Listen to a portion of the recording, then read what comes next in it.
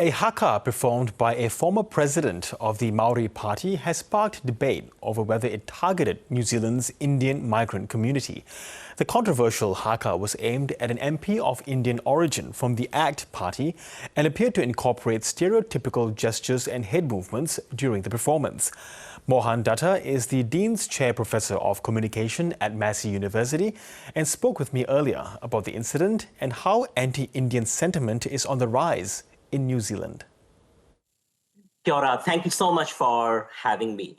So to look at the haka specifically, it was performed with an opening that was directed at David Seymour, the leader of ACT Party, which is one of the coalition partners in the ruling government configuration in Aotearoa. And then it moved on to refer to Parmjeet Parmar. Once the reference moved to Parmjeet Parmar, it then brought in particular symbols that were stereotypical constructions of the Indian community. So the response to it has been twofold. One is looking at those stereotypical constructions and then arguing that, you can critique the Member of Parliament, Parmjeet Parmar, but separate out the stereotypes. The other sort of response has been that haka itself is a Maori expression of resistance.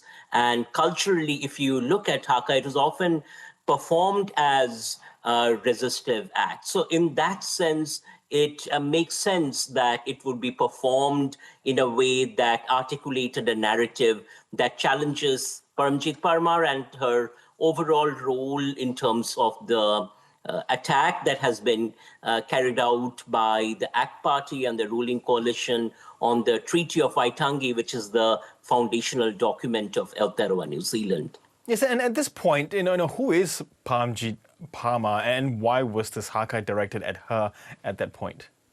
Yeah, so Parmjeet Parmar is a Member of Parliament, politician of the ACT Party, which is one of the members of the ruling coalition. Now, systematically, if you look at the policies of ACT over the past couple of years, they have been directed at treaty, particularly at dismantling aspects of the treaty that are written into governance frameworks, including the targeting of universities and particular forms of teachings of, say, kaupapa Maori, Maori epistemology within universities, targeting the Maori language.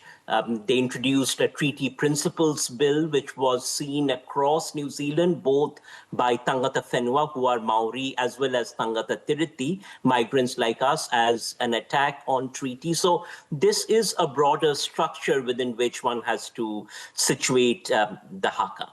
And do you think perhaps the haka is, what is the view there in terms of how the haka has been used more recently? We saw that famous haka being used back in Parliament in 2024.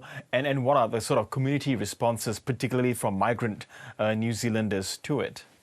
Yes. So, first of all, I want to say that haka as a strategy of resistance. So you refer to the Te Pāti Maori MP Hana's performance of the haka in the Parliament, and that was in the context of the Treaty Principles Bill, which was seen across New Zealand as an onslaught on the treaty. And then this particular haka as well as resistance. So this is actually not new, because if you look at the history of performance of haka, the tikanga or the rituals around it, the norms around it, it is a performance of resistance. It is a performance of expression that is structurally directed at challenging the status quo. So in that sense, it absolutely makes sense if you understand indigenous culture and indigenous ways of enacting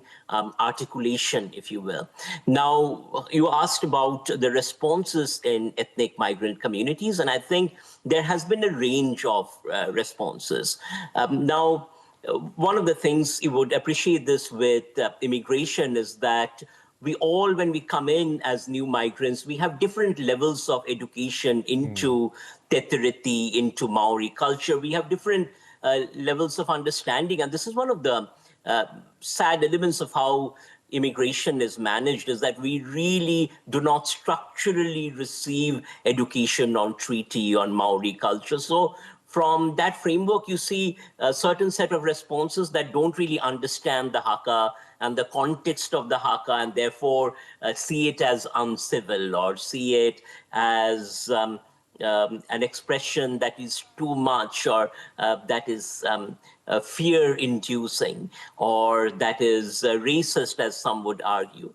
But then there are other Indians, and this is where the Indian community in this context, the ethnic migrant community more broadly, are diverse. You have other migrants, other Indian communities that see the haka for what it is, an act of resistance, and very much feel in solidarity with the haka, given our own histories of grappling with the effects of colonization.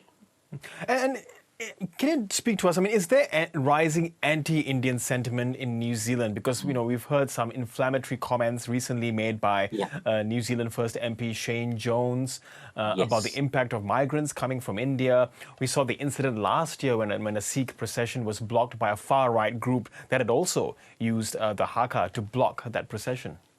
Yes, so that's a great question. One of the threads of research at the center I direct care is looking at racism, particularly anti-migrant racism on digital platforms. And one of the things that I have noticed is that over the past 2 years, there has been a systemic rise of anti-Indian racism, anti-Indian sentiments. Now, you have to, again, situate this within the context of this particular coalition, because it governs as, if you would say, a multi-headed hydra. So you have one coalition partner, New Zealand First, that explicitly circulates anti-Indian, anti-migrant rhetoric, like the butter chicken label that was used to target Indians. Then you have the National Party, which is pushing the free trade deal, and which was one of the key advocates for the free trade deal, and which has carried out that agreement without actually a whole lot of clarity around it. So there is a lot of opaqueness around it. And one of the concerns that has emerged from within that context is the concern around migration and what kind of migration are we going to get into Aotearoa. And the third element is the ACT Party, which actually then coaxes and cajoles and seeks to incorporate migrants in this anti-Maori rhetoric. So these three things all work together to create a divide and rule strategy that I see as a real threat to social cohesion. So when you actually look at the anti-Indian racism, it has to be situated within this broader context. And if you look at particular slogans that have appeared, like "Kill all Indians," and if you look at Brian Tamaki and Destiny Church and the movement of Brian Tamaki, and that is a really interesting movement because it's a Christian nationalist movement, so very much embedded within the structure of white supremacy. So the thing, I offer as an analysis in my own work is that